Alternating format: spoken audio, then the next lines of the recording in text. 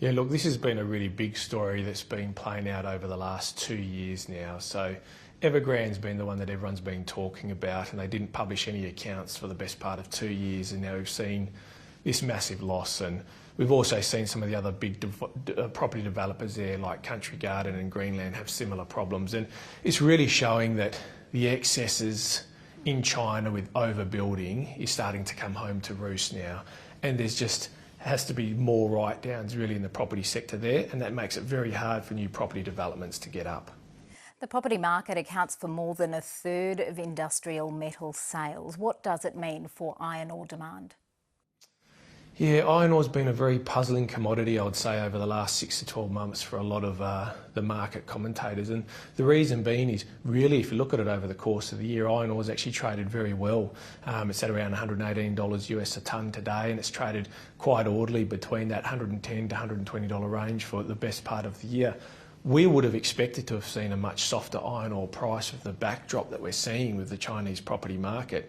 We have seen some more steel mills recently suspend operations this month. That's been more driven by some enforcement on environmental policies in China, but we do think that, reading between the lines, that's actually about the end demand for steel just isn't that strong right now in China, and we would expect in the fullness of time that's going to have to reflect in slightly lower iron ore prices. On the plus side, infrastructure spending is tipped to rise by 20%. Can that offset falling demand elsewhere? Look, on the numbers we see, we don't believe it can offset the fall. We have to remember there's a couple of other dynamics at play here.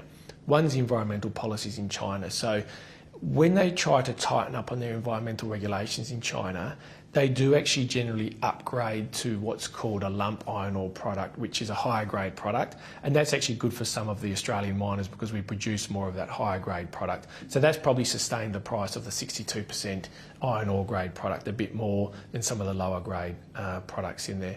And the other thing then as well in the iron ore markets, we've got to understand that it's been very hard to get new supply to market. So with any market, you've got to look at the demand side, but you've also got to look at the supply side. Now, Rio Tinto's woes are well published, and it's meant that they've really struggled to even maintain production because as some of their mines deplete, they haven't been able to get the approvals in place to actually continue to replace production. And Fortescue's had some challenges of its own with its magnetite project, and then you've got BHP sitting there. But really, if you look over the last decade, Rio and BHP haven't increased total production really by much at all. So the supply side is still very constrained, and that's probably the one thing that's working into the advantage of the miners in keeping the price a little bit stronger. There have been at least a couple of sell recommendations for iron ore miners. Should investors be looking closely at forward guidance? Look, I certainly would. I do believe that for the pure play iron ore miners, you need to be a bit careful here. You could certainly see at some point over the next 6 to 12 months where the iron ore market does hit a really substantial soft patch and we get a bit of a downward spiral in prices. BHP, to their credit, they've used their balance sheet and the money that they've accumulated over the last decade to really diversify into copper in a big way now. We think in 3 to 4 years' time, copper from an earnings perspective could almost be as large as iron ore for BHP. So we think they've played their hand well.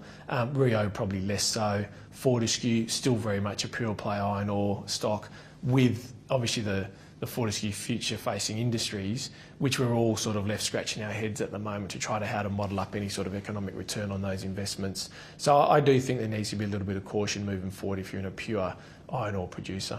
Giuliano, Sala, thank you. Thank you.